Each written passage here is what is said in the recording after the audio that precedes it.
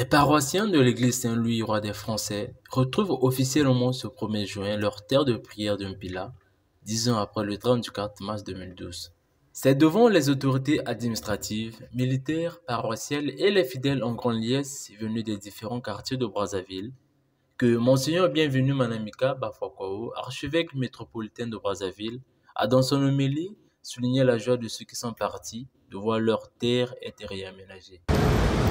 Nous sommes aussi dans la joie et en venant sur cette terre, heureux de ceux qui ont cru qu'un jour on va revenir ici.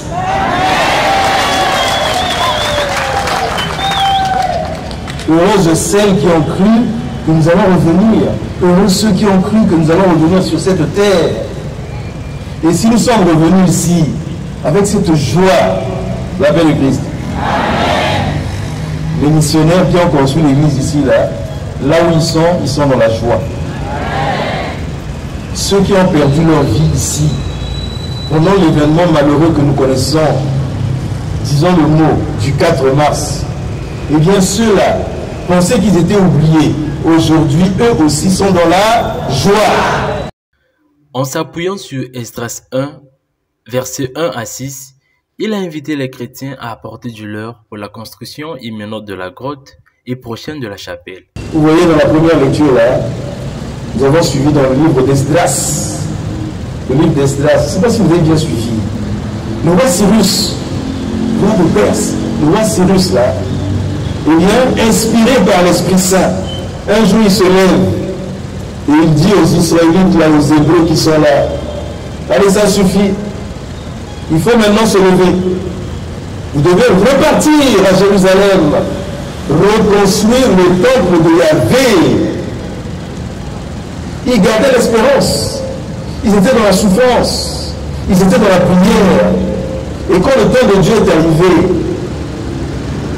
ce roi, inspiré par Dieu lui-même, leur a dit, debout, on y va.